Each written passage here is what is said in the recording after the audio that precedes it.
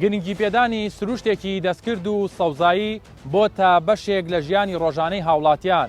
خواستیش بۆ گوڵی سوور ڕۆژ لە دوای ڕۆژ لە زیادبووندایە. ڕەنگە لە لای ئێمە گوڵی سروشتی یاخود درەختی زینا تەنها مانای جوانی یاخود دووبارەکردنەوەی پەیمانێکی خۆشەویستی بێ، بەڵام لە ڕاستیدا بازرگانێکی گەورە لە پێش ئەم بەرهەمانەوە هەیە. کەم نین ژماری ئەو وڵاتانە کە 20 وڵات دەبێت گوڵ و درەختی زینا وەکو سەرچاوەیەکی داهات سوودی لێ دەبینن. ئەم بازرگانیە گەورەیە هەلی کاری بۆ 25 ملیۆن کەس لە جیهاندا ڕەقساندووە. ئەگەر باسێکی هەرێمی کوردستان و عێراقیش بکەین، ساڵانە بە بڕی 1 ملیارد دۆلار گوڵ و درەختی زینا هاوردە دەکەن. لە بژانەوەی ئەم جارەدا باس لە سوود و زیانی ئەو بازرگانیە دەکەین.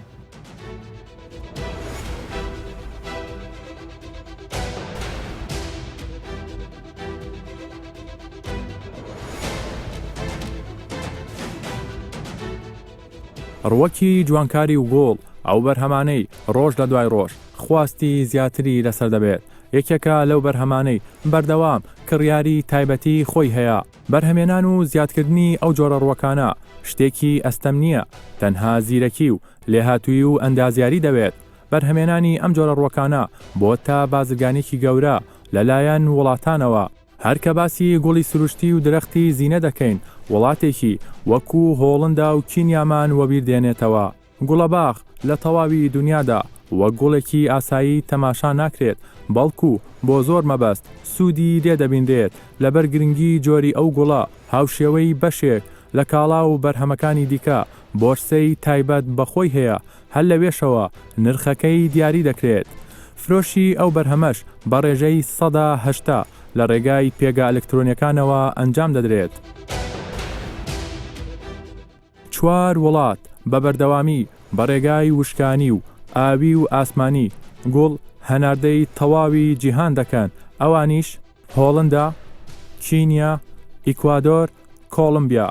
بەتەنها وڵاتێکی وەکو هۆڵندا ڕۆژانە 20 ملیۆن گوڵ لە بۆرسەی ئەلسەمیر نمایش دەکات. ڕۆژانە 2 تا 2500 بازرگان لەو بۆرسەیەدا مامەڵە دەکەن. گوڵ بۆ تا سەرچاوەیەکی باش بۆ هۆڵندیەکان داهاتی ساڵانەی 6 ملیارد دۆلارە.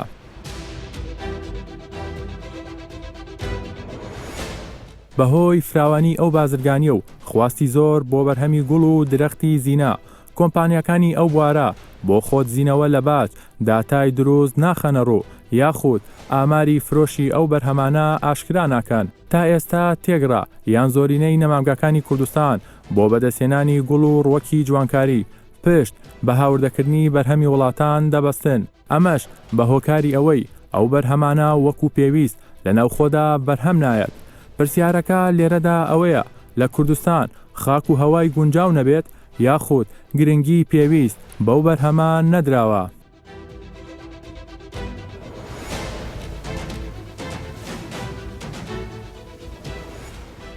گوڵی سروشتی و داری زینە یاخود ڕوەکی جوانکاری لە هەرێمی کوردستان خاک و هەواکە لەبارە بۆ بەرهەمێنانی؟ لە ڕاستیدا گونجاوترین خاک و ئاو گونجاوترین کەش و هەوا بۆ بەرهەمهێنان و زیادکردنی ڕۆژێکی جوانکاری بە شێوەی گشتی لە هەرێمی کوردستان، چونکە چەندەها وەرزمان هەیە و چەندەها گۆڕانکاریمان هەیە لە وەرزی. با پڕەپێدان بکەین بە بەرهەمهێنانی گوڵی جوانکاری. گوڵی جوانکاری گوڵ هەیە ئێستا مەسەلەن دار ئەرۆکاریەمان هەیە سەری دەگاتە هەزاران دۆلاری، یعنی دارمان هەیە زۆر بە نرخە. بۆ نمونە گوڵێک دەڵێن هی هەرێمی کوردستان کە بەرهەم دێت بۆ ماوەی 3 ڕۆژ ئەمێنێتەوە، بەڵام گوڵێک کە لە هۆڵندا و لە کینیاوە دێت بۆ ماوەی 10 بۆ 15 ڕۆژ ئەمێنێت. ئەمە تا چەندێ وایە یاخود شێوازی چۆنەڵی بەرهەمێنانەکەی تا چەندێ هەیە لە هەرێمی کوردستان؟ ئایا ئەم گوڵە دەتوانێت بۆ ماوەیەکی درێژخان بمێنێتەوە؟ بزانە ئەوانە لەبەرەوەی هاوردەکراون چەندەها مادەی کیمیایی معاملە کرایە، چەندەها هۆرمۆنیان لێدرایە، جاو شتانە لە ڕاستیدا زیان بەخشن لە باتی ئەوەی سوود بەخش بن. کا تو شتێکی فرێش ئێستا بۆ نمونە وەلەو بەیانیشە با باسی خواردن نەکەین، کانی گۆشتە چ تازە و فرێش بۆ کا گۆشتەکی 20,000 بەستی و داوابتەوە ئەو عینی بیرۆکەیە، یعنی چەندەها دارمان چاند لە شەقامەکانی هەولێرە و بە پارێکی زۆریش هاوردەکران. بڕوات هەبی 6 مانجی نەخەیاند ئەو دارانە لەگەر گۆڕانکاری وەرزە فەوتان لەبەرەوەی کەسانێکی واش چوو بوون ئەو دارانیان هینا شارەزان نەبوون لە کەش و هەوایت و زۆر من شخصی خۆم خەفەت دەخۆم لە ترافیک لایتان دەبینم گەنجێکیان کچێکی گەنج یا مناڵێک چەپکە نەرگزەکی بەدەستەخۆ گرتێ بە شێوازەکی ناسروشتی ئەو نەرگزە لێ کرایتەوە ئەوها بچیتن چاکانی کوردستان دوای 5-6 ساڵی تر لە نەرگزدا دەبڕێت چکە لەبەرەوەی ئەو گوڵانە ئەوێت و هەتە ئەو کەشوجیایەکەوە بۆ دەرمان سازیش بەکاردێ لە کوردستان هەیە ئەوە تاوان زۆر خاڵەکی مهمە ئەویان بەشەکە لە گوڵی جوانکاریشانی ئەڕۆماتیکان هێرباس پلان بەشێکە لە گوڵی جوانکاری دەتانی ئیسفادە لەوەش بکەیت.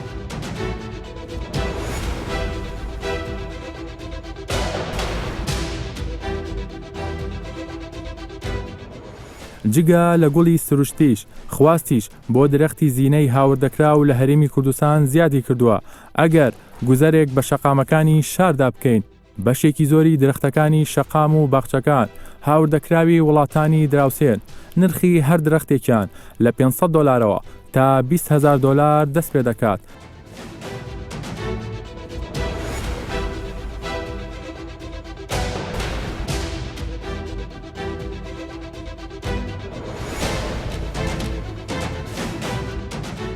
ئەڕکەستە لە ناو نەمانگەکەی ئێمە یەک دانە گوڵی خۆمانە نییە برێن ئەوەی کە لە کوردستان بەرهەم دێتن لەبەر شتەکان ناکرێتن گەیشتە من دووەمین ئەو شتانەی کە ئێستا ئەمە هەیتمان هەمووی ئەوروپا و تورکیای و لای دیە بەڕاستی دوای مەوزوعی گوڵ و شتیوالە بزنسێکی زۆر چاکە لە پاش 2013 ئەوانە خەڵکێکی زۆر ڕووی تێکردیە تێگەیشتی لە من ئەنی ئەو شتانە بەڕاستی لە خۆمانەوە هەبێتن زۆر باشە ساڵانە زیاتر لە 9 ملیۆن دلار ئەمن بزنس دەکەم چ لە تورکیا چ لە هۆڵندا چ لە ئیتالیا چ لە ئێران تێگەیشتە من ئەگەر بێت و ئەمن 13 ساڵە و کارە دەکەم ئەو 13 ملیۆن دلاریە دەکرد ئێستا کە 7 ملیۆن دلار ئەو 7 ملیۆن دلار ئەگە بێت و لە کوردستان سەرفیکەم یعنی شوێنێکی چاک بزنسێکی چاک و دوای ئەو گوڵەش بەڕاستی ئەمن بە هەفتە هەتا 10 ڕۆژ لە هۆڵندا هەتا لۆم دێتە ئێرە گوڵی زیینە تۆ حیسابی خۆت بکە لە 5,000 دەست پێ دەکا هەتا 20,000 دلاریش فرۆشتوانە لێرە ئێستا لێرە لە بەر دەرگا هەمانە بە 5,000 دلارە یەک دارە.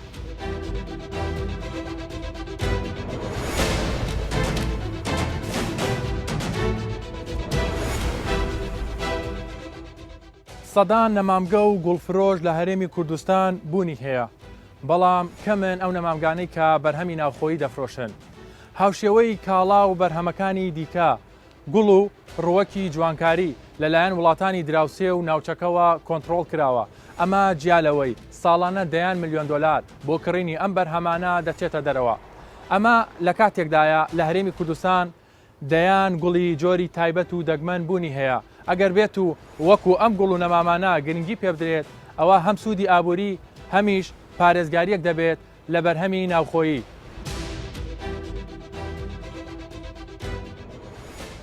لایەنی سەرەکی سەرپەرشتیاری ئەو بابەتە وەزارەتی کشتتوکاڵە لەگەڵ یەکێک لە بەڕێوەبەرە گشتیەکانی ئەو وەزارەتە تایبەت بەو بابەتە گفتوگۆ دەکەم دەپرسم چه هەوڵێک درراوە بۆ ئەوەی پەرەی زیاتر بەو بوارە بدرێت چونکە توێژینەوەکان دەری دەخەن کوردستان خاکێکی شیاوی هەیە بۆ بەرهەمێنانی گوڵی سروشتی و درەختی زینە.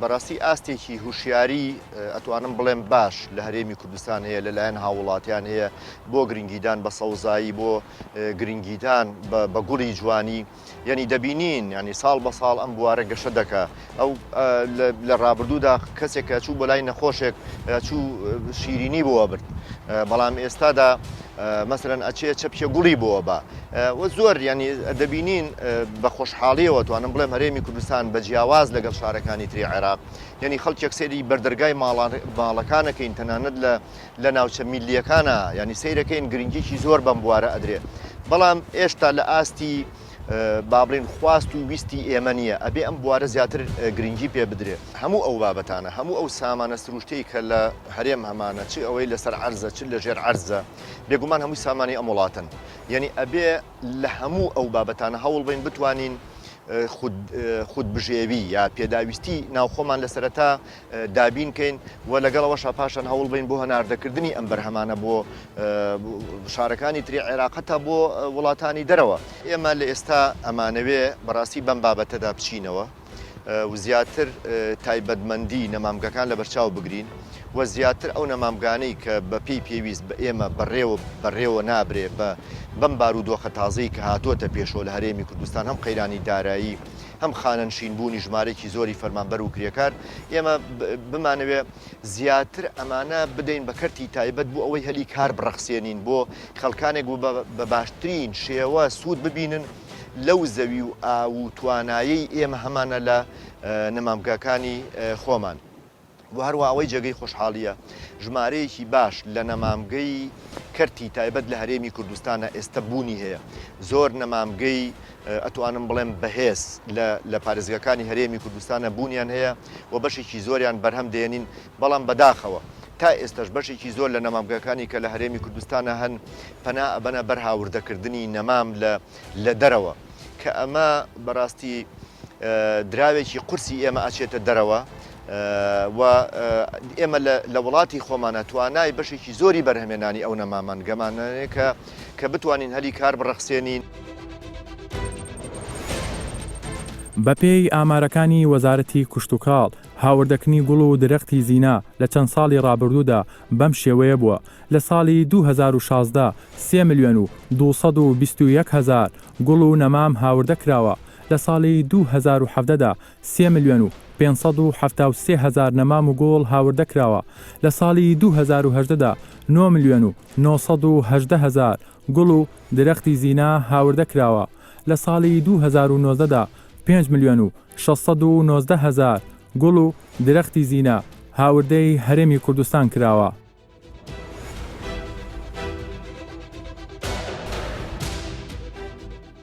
سەردانی پرۆژەیەکی تاقانە دەکەم کە بە گەورەترین پرۆژەی بەرهەمێنانی گۆڵ لەسەر ئاستی کوردستان و عێراق دادەنرێت. کێڵگەکە جۆرێکی گوڵی سوور یاخود ڕۆزی کوردستان بەرهەمدێنێت. ئەزمموی چەند ساڵەی کوردێکە لە دەرەوە زۆری هاوردەکردن و پەرەپێدانی بازرگانی ئەو بەرهەمە وای کردووە پرۆژەیەکی جیاواز تایبەت بە بەرهەمێنانی چەندین جۆری گۆڵ لە پایتەختی کوردستان دابمەزرێنێ بۆ ئەوەی ببێتە ڕێگر لە بەردەم چوونە دەرەوەی دراوی قورس و هاوردەکردنی گوڵی سروشتی لە دەرەوە.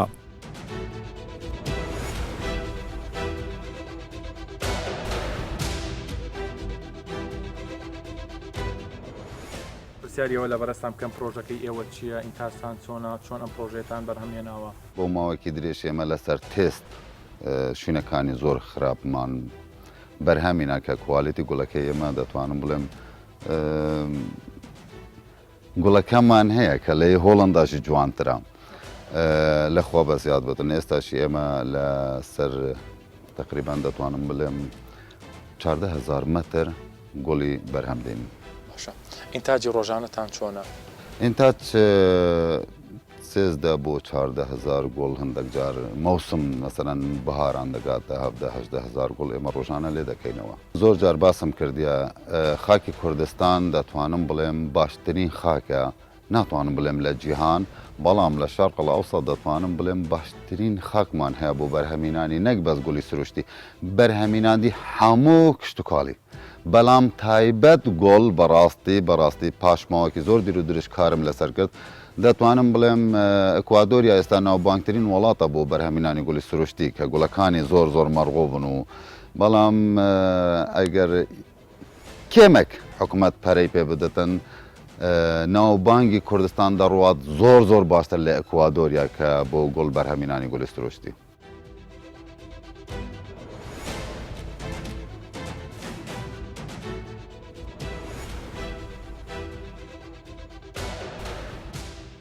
ئێستا پێویستە پەرەی زیاتر بەو بەرهەمانە بدرێت وەک بەرهەمێکی نانەوتی ببێتە سەرچاوەیەکی باشی داهات بۆ هەرێمێکی سەقامگیری وەکو هەرێمی کوردستان و بازارێکی پڕخواستی وەکو پارێزگاکانی عێراق ئامادە بێت بۆ ساختکردنەوەی بەرهەمی زیاد لە خواستی ناوخۆ و تەنانەت هەناردەکردنیشی بۆ دەرەوەی وڵات.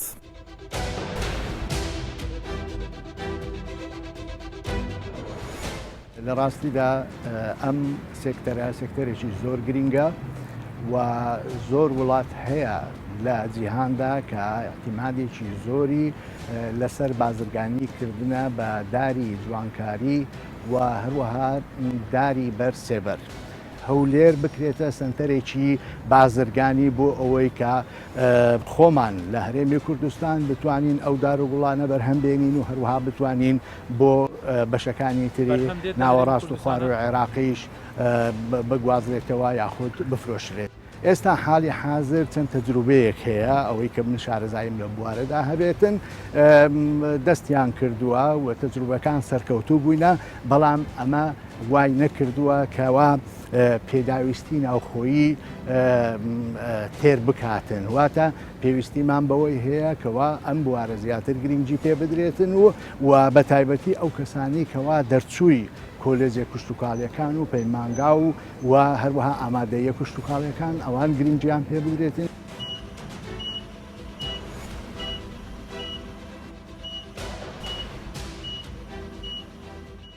لە ماوەی 10 ساڵی ڕابردوودا هەریەکە لە وڵاتەکانی تورکیا و ئێران کە هاوسنورن لەگەڵ هەرێمی کوردستاندا هەوڵیان داوە گرنگیەکی زیاتر بە بازرگانێکی نوێ بدەن ئەویش پەرەپێدانی گوڵی سروشتی و درەختی زینەیە.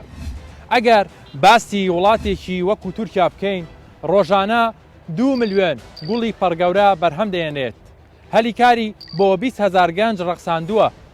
بەرهەمەکانی تورکیا هەناردەی 20 وڵات دەکرێت. داهاتی گوڵی تورکیا ساڵانە 500 ملیۆن دۆلارە. ئەگەر باسی وڵاتێکی وەکو ئێران بکەین کە دەیەوێت گوڵ وەکو سەرچاوەیەکی نەوتی سوودی لێ ببینێت لە ئێران ڕۆژانە 5 ملیۆن گوڵی سروشتی و داری زینا بەرهەم دەهێنرێت. هەلیکاری بۆ 50,000 کەس ڕەخساندووە. بەرهەمەکانی ئێران هەناردەی 30 وڵات دەکرێت. داهاتی ساڵانەی 4 ملیار و نیو دۆلارە. لە ساڵی 2019دا ئێران بە بڕی 37 ملیۆن دۆلار گوڵی هەناردەی عێراق کردووە. ئەگەر باسی هەرێمی کوردستان بکەین لە ماوەی 5 ساڵی ڕابردوودا 43 ملیۆن گوڵی سروشتی و نەمامی هاوردە کردووە کە باهەکەی دەگاتە 1 ملیار و نیو دۆلار.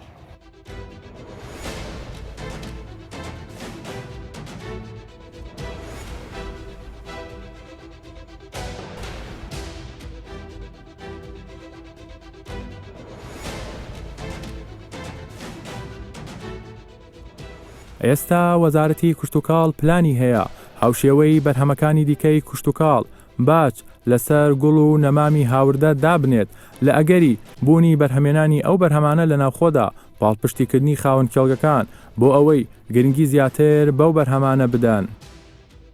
وەزارەتی کشتتوکاڵ و سەرچاوەکانی ئاو باجی خستۆتە سەر کۆمەڵێک بەرهەمی هاورد. مەسەن ئێوە بیرتان لەمە نەکردێتەوە گوڵ و درەختی جوانکاری ئەوانش باجی بخرێتە سەر؟ دوو ئامانجمان هەیە. یەکەمیان ئەوەی کە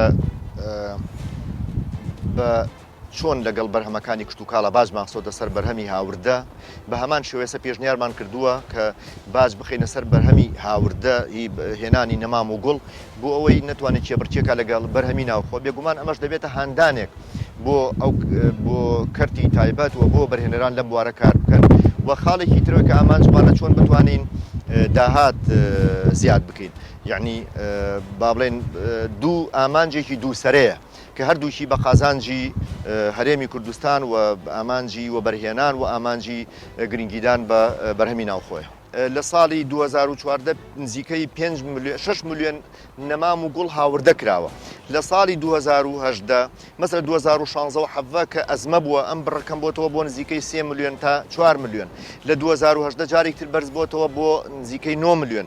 لە 2019 بۆ 5 ملیۆن و کەسر کە ئەمانە ساڵانە نەمام و گوڵ بێگومان ئەمە بڕێکی زۆر لە پارەی ئێمە ئەچێتە دەرەوە بۆ وڵاتانی تر کە ئەتوانین ئەم بڕە زۆر کەم بکەینەوە بە گرنگیدانی کەرتی تایبەت وە بە هاماهەنگی ئێمە بە تایبەتی لەگەڵ وەزارەتی شارەوانی گەشت و گوزارە بۆ هاندانی کەرتی تایبەت وە بۆ هاوکاری و کار ئاسانیان بۆی ئەم بڕەکەم بکەینەوە لە وڵاتی خۆمانە بەرهەم بێنرێ.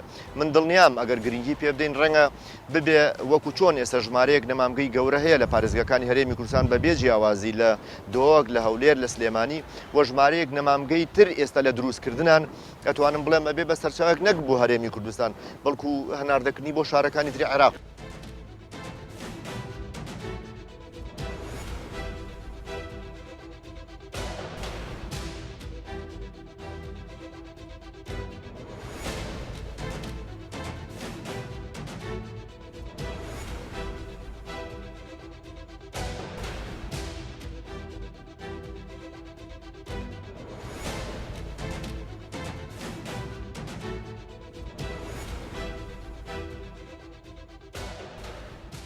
ئێستا هەم شارەزایان و هەمیش بەرهەمێنەرانی ئەو ڕووەکانە لە هەرێمی کوردستان دڵنیایی تەواو دەدەن لە بوونی کەش و هەوایەکی لەبار و خاکێکی شیاو بۆ بەرهەمێنانی جۆری گوڵی سروشتی درەختی زینە بەداهاتێکی باشی دەزانن بۆ ناوخۆی وڵات. من دەتوانم بڵێم تایبەت گوڵی سروشتی زۆربەی وڵاتەکان وەکو ئەکوادۆریا، هۆڵەندا، کینیانە و زۆربەی وڵاتەکان ئەوانەی گوڵی بەرهەمدەینن بەو گوڵهانە خۆیان بەخێو دەکەم بەڕاستی. یعنی کەواتە منافسەی نەفتیە، دەتوانم بڵێم ئەگەر منافسەی نەبتن 175 لەگەڵ نەفتی دەڕواتن گوڵ لە هەموو دنیای هەموو جیهان پەرەی بە گوڵی دەدەن. خەلکێک زۆر گوڵی دەیکردن. من شخصی خۆم دەتوانم بۆ ماوەی 2 مانگ 7 ملیۆن بۆ 8 ملیۆن گوڵ خەرجەتی گوڵ سەرە بکەم. 7 ملیۆن بۆ 8 ملیۆن گوڵ کەواتە خەرجەتی لەسەرە، ینی خەلکێک داواکاریان لەسەر گوڵیە. ئایا ئەگەر گوڵک لە ئەکوادۆریا بێتە ئێرە بە 7 ڕۆژ بگاتن ئەم گوڵە بێ ئاو ئەگەر دەرمانەکە نەبێت چۆن مقاومەی دەکاتن؟ نایمادی کیمیایی پێوەیە سوێندێ بۆ دەخۆم هیچ سوێندێک لەسەر برای خۆت نییە. من دەتوانم بڵێم گوڵەکەی ئێمە بێ ئەوەی دەرمان لە گوڵەکانی دەرەوەی وڵات باشتر دەمینەتەن. ئێمە لە جاتی ئەوەی چۆن بڵێن دەستی دەوڵەتێک بگرین یارمەتی ئێمە بدات، ئێمە یارمەتی خەلکێک بدین، ئێمە دەوروبەری خۆمان تێر بکەین لە گوڵ و گوڵزار و لە دار و دەرخت و لە خواردن و خواردەمانی بەڕاستی. چکە خاکی ئێمە خاکێکی پیرۆزە، خاکی ئێمە تیشکێکی وەهامان هەیە، بەهارێکی وانمان هەیە. ئەم 4 فەسلی لە کوردستانە لە هیچ وڵاتێک نییە بەو شێوازە بەڕاستی. من هەر ئەڵێم باشترین خاک لە خاکی کوردستان باشتر نابەتن بۆ پشت و کاڵ بەرهەمێنان. ئەمە لە بەرچاومانە هۆڵەندا، ئێران، تورکیا، سووریا ئەو وڵاتانە زۆر گرنگیان بە بوارەداوە و ئێمە ساڵانە لە هەرێمی کوردستان دار گوڵێکی زۆر لە ئیتالیاوە دێ، لە ئیسپانیاوە دێتن.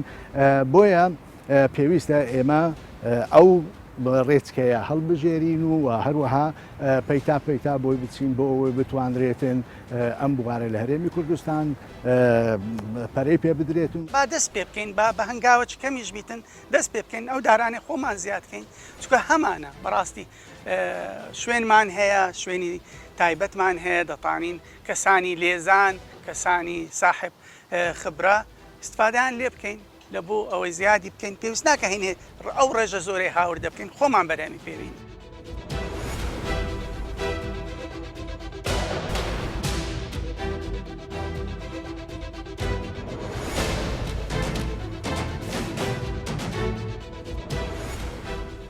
گرنگیدانی زیاتری ئەو بەرهەمانە دەبێت دوولایەنە بێت، هەم حکومەت هاوکار بێت لە ڕووی ئاسانکاری و پاڵپشتی بەرهەمی ناوخۆ، هەمیش ئەندازیارانی کوشتتوکاڵی و وەبەرهێنەرانی ناوخۆیی زیاتر گرنگی بەو بەرهەمانە بدەن و سوود لە کەسانی شارەزا و لێهاتووی ناوخۆیی و بیانی وەربگرن. ئەمەش دەبێتە کلیلی ڕێکەوتن لە نێوان هەردوولادا. بەمەش شێوازێکی نوێ بۆ گرنگیدان بە یەکێک لە پایەکانی سێکتەری کوشتتوکاڵی لە هەرێمی کوردستان دێتە ئاراوە و دەبێتە هۆی بوژانەوەی کەرتێکی تایبەت و گرنگیدانی زیاتر بە بەرهەمی ناوخۆ. هەموو بیرۆڕاکان لەسەر ئەوە کۆکن کە وەبەرهێنانێکی شاراوەی گرنگی ئابووری لە هەرێمی کوردستان بوونی هەیە. ئەگەر بێت و گرنگی پێ بدرێت دەتوانرێت وەک سەرچاوەیەکی داها سوودی لێ ببینێت، چونکە توانایەکی مرۆیی باش و خاکێکی زێڕین و کەش و هەوایەکی لەبار هەیە، دەتوانرێت چارەسەری بەشێک لە کێشەی بێکاری بکات. داتاکان ئاماژە بۆ ئەوە دەکەن ئەگەر بێت و لە کاتی دیاریکراوی خۆیدا گرنگی بە گوڵی سروشتی و داری زینە نەدرێت، ئەوە هاوشێوەی کاڵا و بەرهەمەکانی دیکە دەبنە مڵکی وڵاتانی دراوسێ و ناوچەکە.